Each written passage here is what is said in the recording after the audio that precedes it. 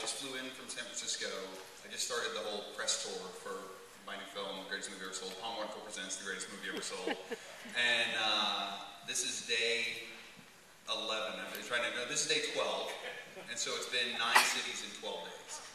And not all regional. You've literally been crisscrossing. I went from New York to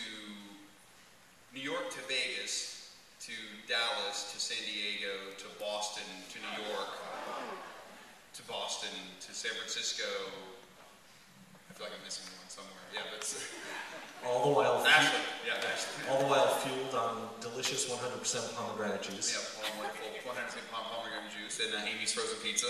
So it's hard to go wrong. Yeah. And we, if you haven't seen the new film, some of this is a little insidery. We'll get to that a little while, but I have a biographical impulse when I start thinking about a filmmaker's body of work. So I'd like to, if you don't mind, start talking about way back, the things that brought you to become a filmmaker to begin with. And I'm actually going to start with a clip that's not from the very, very beginning, but comes later and explains some of the beginnings. So if we can see the first clip, please.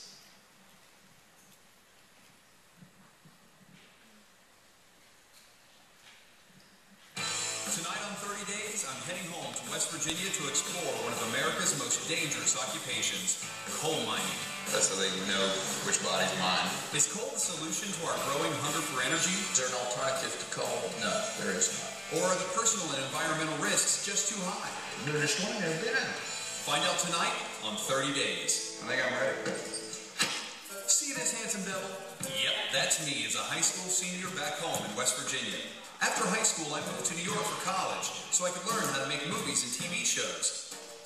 But see, these guys, they weren't thinking about big cities or college. They knew that just like their fathers and grandfathers, they were going to be coal miners. Even though no one in my family mined coal, it was actually mining that made it possible for me to go to New York.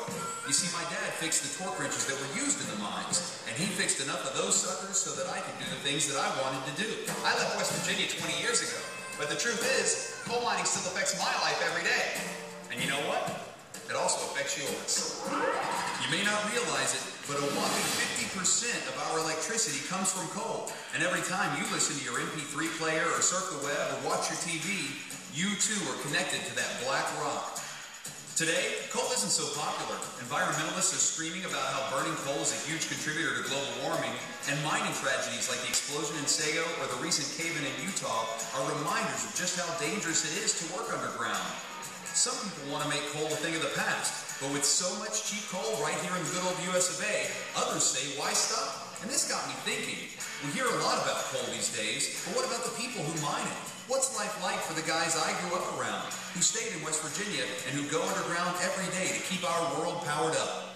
There's one way to find out, as I go back home to West Virginia to work as a coal miner for the next 30 days.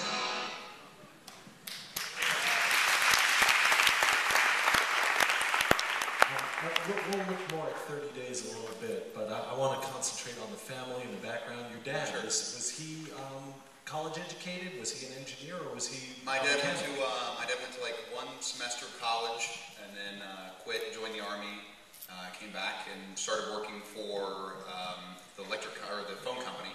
And after working for the phone company for years, decided he wanted to start his own business. Learned how to repair torque wrenches, started repairing them out of the back of our garage, and then turned it into like the nation's largest repair center. The thing about my father is my father was an entrepreneur literally since I was a really small kid. And I saw him start businesses all the time after he started this one. I would see him start one business and it would be great. He'd sell it off, still while, this one, Angle Repair Service, the torque wrench company, was still going. But I literally saw my father fail multiple times at these businesses he started, and I think that, just seeing that happen, having that be an example in your life, literally showed me that failure was okay. It instilled this incredible sense that, failure isn't the end of the world, it's almost a necessity. And was he a movie buff? Did he turn you on to watching movies? My family loved movies. Like everybody, my mom, my dad. The other thing that you should know is I grew up in a family I was the youngest of 3 ballet dancing brothers, which is not the coolest thing to be in West Virginia.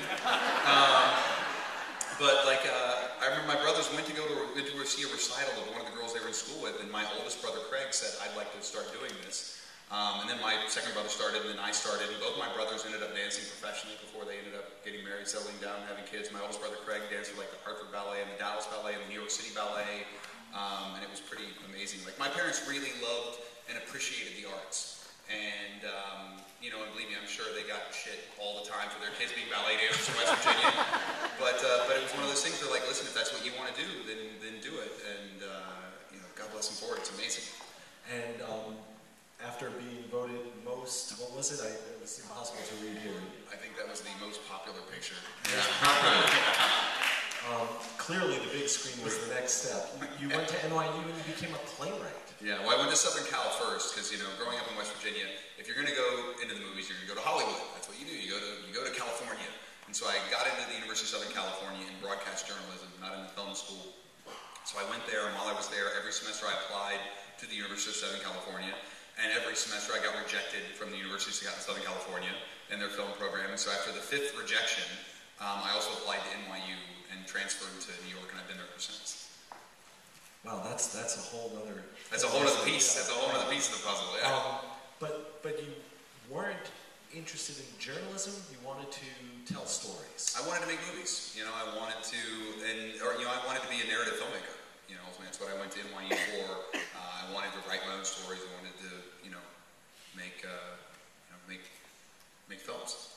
And that led to screenwriting and then playwriting. Screenwriting and playwriting. Well, the barrier of entry as a playwright was much smaller in New York City at the time. You know, we hadn't quite gone through the video revolution yet. You know, the democratization of cinema, which I think is a really great thing that happened.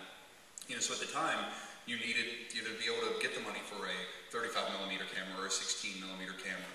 The video that was around was really terrible video at the time, and you know, like straight 8, like Video 8 or VHS. You weren't really shooting stuff on that.